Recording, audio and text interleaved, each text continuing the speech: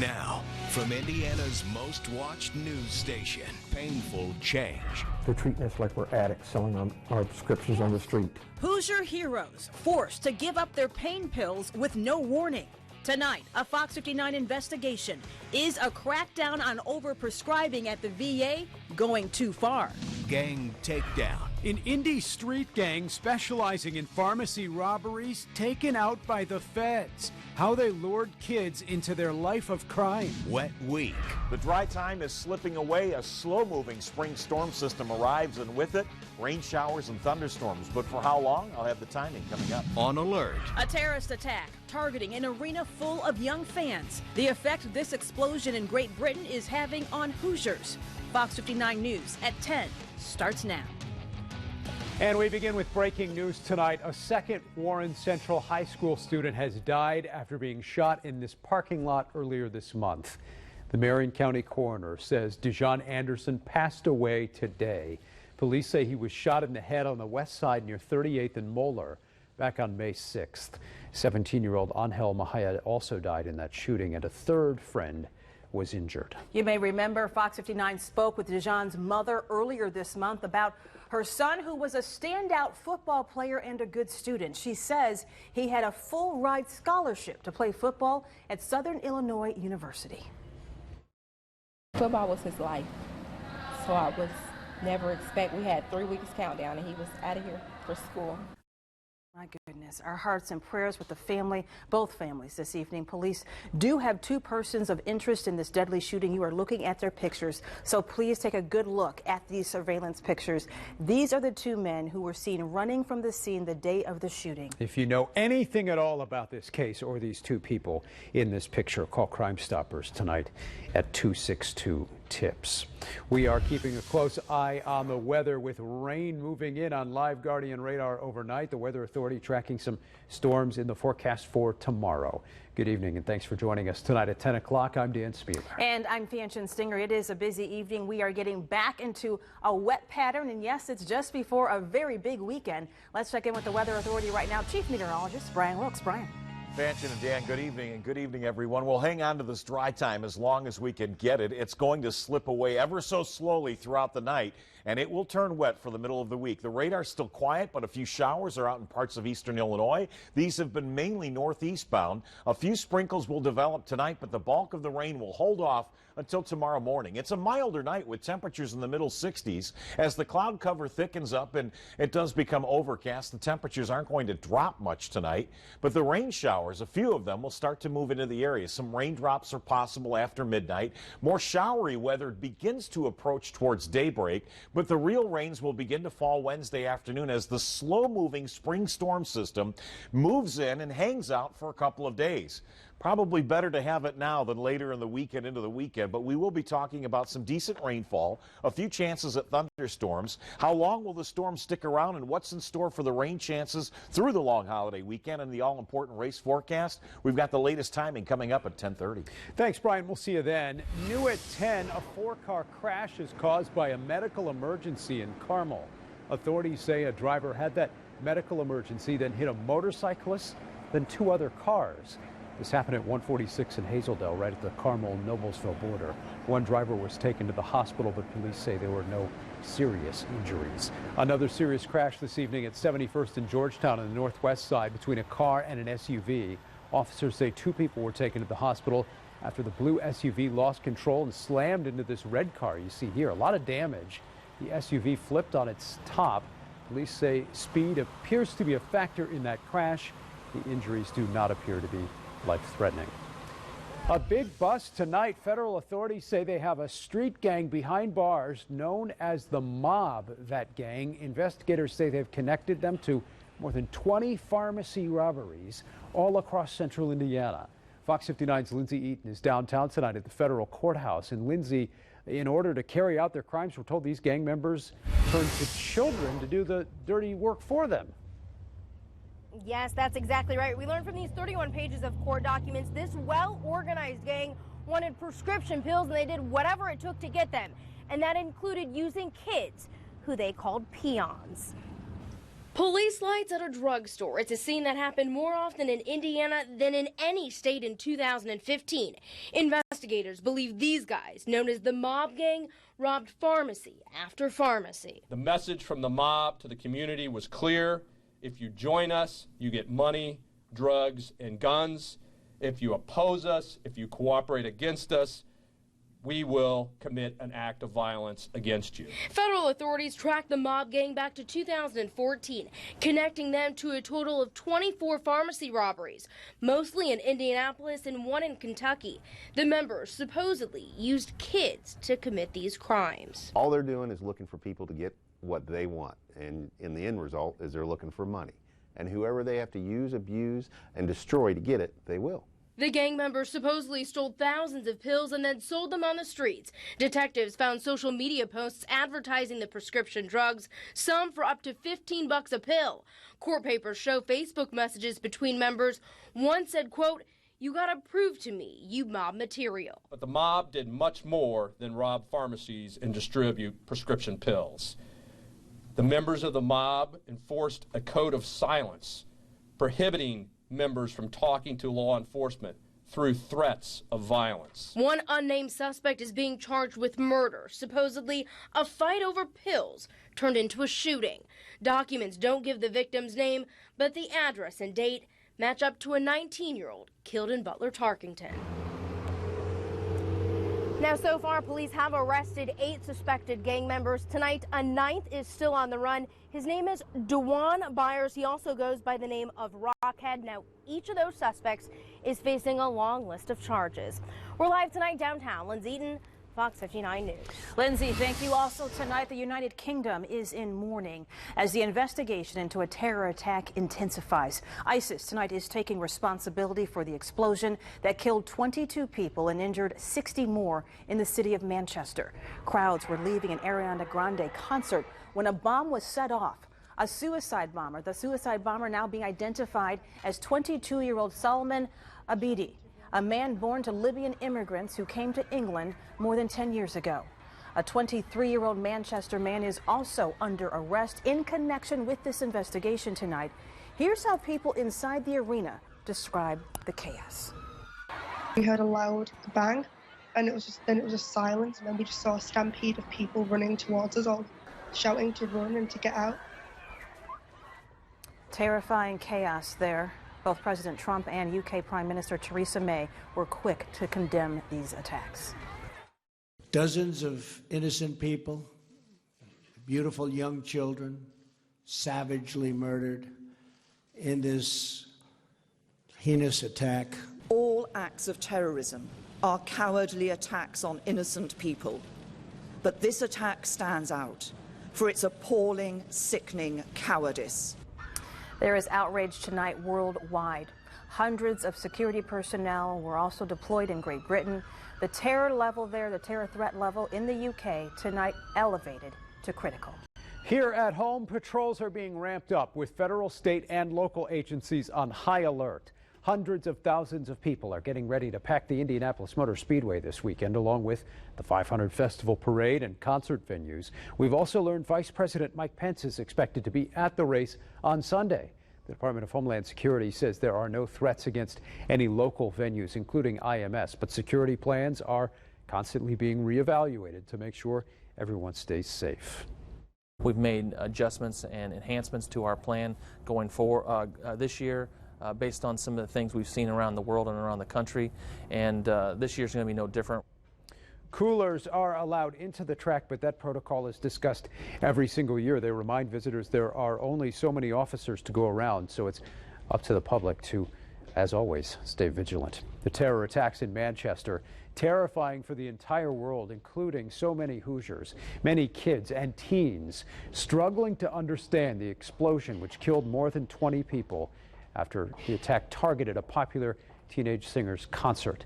Fox 59's Shannon Hauser live now in the newsroom with some helpful information tonight for parents and teens to deal with this tragedy. Shannon? Well, Dan, it is really so important that parents are able to cope with the tragedy before they talk to their kids about it, keeping in mind your kids will react the same way you do. concern is different than fear. Many people are feeling both after devastating news of more than 20 people killed and dozens more injured after an explosion Monday night in Manchester, England. ISIS is taking responsibility for the terror attack that happened just after an Ariana Grande concert. I hear something like what happened last night, and our initial reaction is, I don't want my kids to go to a concert. I don't want them to be away from me. But we can't do that. Pat Anderson is the clinical director for Families First. She's an expert in talking to both parents and kids about traumatic experiences. One, we can't live in fear. Two, we need to set up safety measures. She says parents need to be able to find a balance between being serious in conversations on terror and being too casual about the topic. Parents can get really fearful, or they can say, oh, that's silly. You don't need to be worried about that. That happened over in England. So I think we want to stay away from the extremes. With all eyes on Indy this weekend, Anderson says it's normal for even parents to be somewhat concerned about a terror attack here at home, but we shouldn't be so fearful that we change the way we live. If I find myself avoiding, find myself feeling physically sick, constantly thinking about it, very worried and watching and what's going on around me, that's not normal. We can allow something outside of ourselves have enough power in our lives to control what we do, or we can take our power back and we can live our lives in a safe and cautious way. Families First does have counselors available that you can call if you need some more help talking to your kids. Just head over to FOX59.com to find out more. In the newsroom, Shannon Hauser, Fox 59 News. All right, Shannon, thanks. You can get the latest information on this attack and the response by heading online to our website, fox59.com, and clicking on this story. Benson. Dan, new at 10 right now, a Hoosier couple is fighting to be reunited with their 3-year-old son they adopted from Ethiopia. There's his picture. The adoption took years to make legal, but they can't bring him home because the Ethiopian government suspended international adoptions. Well, tonight, Fox 59's Haley Bull introduces us to the family and their little boy they are fighting for. Haley? The room here at the Oren's house is all set up to bring this little guy, 3-year-old Ganetta, home, even though they're not able to do that yet. They say they're determined to not give up. Mommy, I gave you. There's no shortage of love between the Orens and Ganetta, but there is one problem. There's no word on a timeline or anything. Yeah. They can't bring their son home. No, there's no definitive end in sight. But we're doing everything we can right now. The Orens say they started the adoption process 2 years ago and were matched with the now 3-year-old. Last month, they boarded a plane thinking they would bring Ganetta home from an orphanage in Ethiopia. But during their trip, Ethiopia suspended inter-country adoptions. The Orens say they were able to become his legal guardians, but had to leave without him. He started to say in Amharic, please don't go, please don't leave me. So that was really hard. Senator Todd Young brought attention to their case during a Foreign Relations Committee hearing. According to our State Department, this has left dozens of U.S. families in the late stages of the adoption process unable to obtain the necessary paperwork to bring home their legally adopted children. While there is no timetable for when these adoptions could go through, Senator Young says he followed up with the Ethiopian ambassador Tuesday morning to, quote, emphasize the need to unite families without delay. To have your child on completely different, continent on the other side of the world that you can't physically care for is very difficult. It's putting your trust in God in a whole completely different category. In the meantime, this family is left with more questions than answers, waiting to bring Ganetta home, to this room, to these siblings, to his older brother, also adopted from Ethiopia, to this loving family. I want my brother to come home soon. To read Senator Young's full statement, visit us online at fox59.com. And Anderson, Haley Bull, Fox 59 News. Haley, thank you. We appreciate it. IndyCar driver Scott Dixon is talking today for the first time about that robbery at gunpoint on the city's west side on Sunday night. The robbery happened at a Taco Bell drive-thru just hours after Dixon won the pole for the Indy 500. Dixon, his wife, and former race car driver Dario Franchitti were held up by 2 teenagers. Dixon says the incident was shocking and made him feel, quote, really small. He says the biggest thing was simply hoping that everything would turn out okay. Both teenage suspects have since been arrested. A VA hospital, once investigated for giving out too many opiates, is now cracking down hard on giving out those prescriptions. But are they going too far? Veterans who say they're being cut off cold turkey now, and they are talking to Fox 59's Deanna Albritton, who goes to work to figure out what is going on here. Tonight, she is taking their complaints straight to the top. So, Deanna, what have you uncovered? Fanchen, the veterans I've spoken to, they say their opiate prescriptions were cut off with no warning and no communication from their doctors at the Marion VA. 3 of them sat down with me, and they say the VA's knee-jerk response to the opioid abuse epidemic is irresponsible and dangerous. My name is Josh Keller. I was in the United States Army as a medic. Rayanne Panther. I was Air Force law enforcement K-9. My name is John Nelson. I was in the United States Air Force. 3 veterans, 3 generations, 1 accusation. They're treating us like we're addicts, selling our prescriptions on the street. None of us want the drugs for the high. We just want to live again. They're all patients at the Marion VA hospital, left to struggle with pain and withdrawal symptoms after they say their prescription pain medications were suddenly cut off. Daily doses of OxyContin, Lortab, and Tramadol now gone. So I called back several times, finally got a nurse to say, they are not giving you your medication. I am extremely sorry. And she was very upset on the line and was sound like she was in tears and said, you know, they've done it to not just you, but everybody. They've done this to everybody. No plan of action. Cut you off, never talk with you about it. Never got a warning. They say the cutoffs came just a few days before their prescriptions ran out. No help tapering off the heavy-duty narcotics, and no relief for chronic back and knee pain they spent years trying to leave behind. You know, I can't weigh my options. Well, am I going to be sick? Can I call in sick today, or is it going to be worse tomorrow? There's no quality of life for people like us. When they say your pain level from 1 to 10, dear God, what's a 1? We live probably at a 4. They claim the doctors not only brushed off their concerns, but were quick to point the finger at one doctor they say is making those cutoff decisions. The person who's telling them this is the way you have to do things, you're all hearing the same. Dr. Drum. Dr. Drum. Dr. Lori Drum is not these veterans' primary physician. In fact, they say she never treated them at all. Dr. Drum is a very experienced primary care provider, and she is our service chief for the primary care service line. Dr. Drum wouldn't speak with us, but her boss, Chief of Staff Dr. Wayne McBride, did.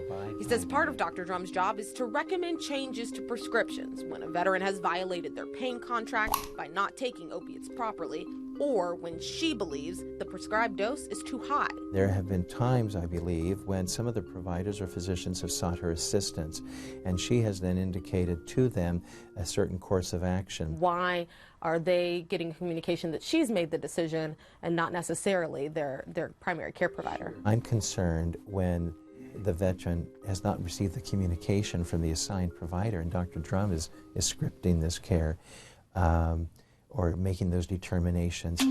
With Rayanne's permission, we showed Dr. McBride 2 My Healthy Vet messages from the times doctors said they were taking her Tramadol away. In June of last year, a nurse tells Rayanne Dr. Drum is not going to order additional opiates, and Dr. Drum is concerned about unintentional overdose. A shocked Rayanne states she has never been seen by Dr. Drum. I think in this particular case, she was covering for another provider, but still, as I've acknowledged, I think it could have been handled better. After having the prescription renewed in October, her nurse practitioner tries to abruptly cut her off again. I was told on Saturday that nurse practitioner Hall will not leave me, Phil. It's disturbing that she wouldn't say, come in, let's talk about this. I don't think you need this. Why? And have a conversation. So it's concerning. Dr. McBride says his intent is for opiate reductions at the Marion VA hospital to comply with the National VA's Opioid Safety Initiative. In many chronic pain conditions, opioid medications are now not thought to be the standard of care. Dr. McBride told me veterans are supposed to be offered other forms of pain management, a chiropractor, physical therapist, acupuncturist, even a psychiatrist, as they're slowly taking off opiates. But that doesn't match the accounts from these 3 veterans or the many others. I've spent almost $1,200 of my own money using a doctor for acupuncture and chiropractics. We ask them about it, and they'll say, well, no, you don't need that. I've had a doctor say to me, I don't believe in that stuff. Exactly. I will believe in anything that helps me. McBride admitted alternative pain care appointments aren't always available quickly. He also acknowledged that some doctors haven't been following orders to carefully wean veterans off their opiates. We have had accounts that have arisen in our healthcare system where veterans have been removed from their opioid medications, perhaps a little bit aggressively. Rayanne and Josh weren't told until they requested their refills. John says he didn't know until he went to the pharmacy window. Dr. McBride believes fear may be motivating some providers to move too swiftly. Concern is growing that they may be subject to a review, or their license, if they're giving too many opioids, may be in some jeopardy. In turn, though, the veterans I spoke with feel those primary care providers are putting their and other veterans' lives in jeopardy instead. That's why there's 22 veterans committing suicide every single day. Chronic pain is a killer. And in my opinion, these programs where they're just abruptly taking medication from patients that absolutely need it, this is the cause.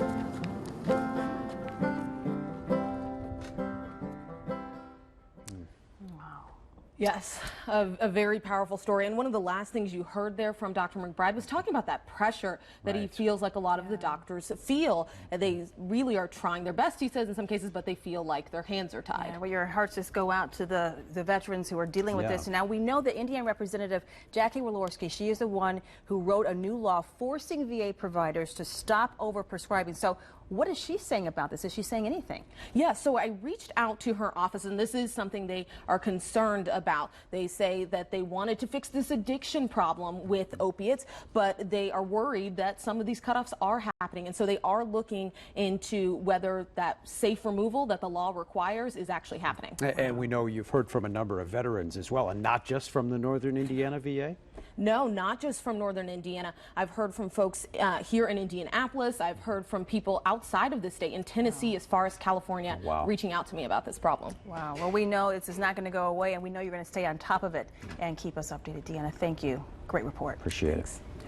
Still ahead tonight, a loved one dies weeks after being tasered by the police. What happened a year later that's now leading the family to file a federal lawsuit. And a father of two shot to death in the middle of the day. The clue police need to find that shooter. You're going to see it next at 10.